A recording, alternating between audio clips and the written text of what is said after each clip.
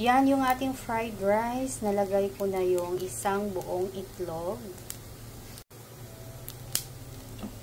Mag-add tayo ng kangkong.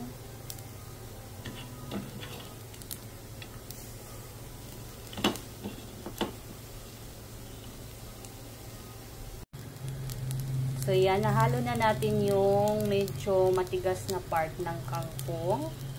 Medyo konti lang. And then, next natin is yung leaves naman ng kangkong. Yan yung ating marinated na bangus.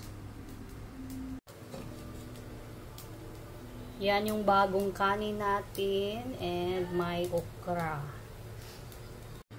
Ito yung dahon ng kangkong. Fry.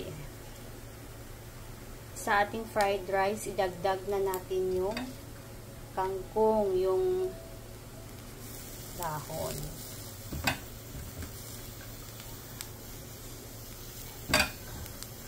Then, medyo mahina na yung ating apoy.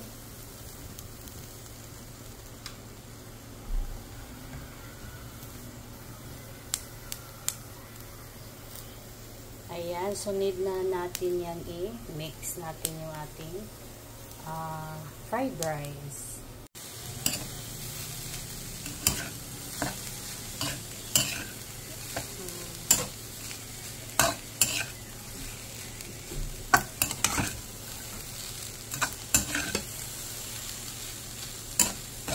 So, i-mix lang natin ng maayos kasi nga yan, may dahon siya. May kangkong yung ating fried rice. So, kangkong with egg and fried rice na may egg and kangkong. So, yung ating fried rice is may with egg at saka yung kangkong. So, luto na yung ating fried rice na may itlog at saka kangkong.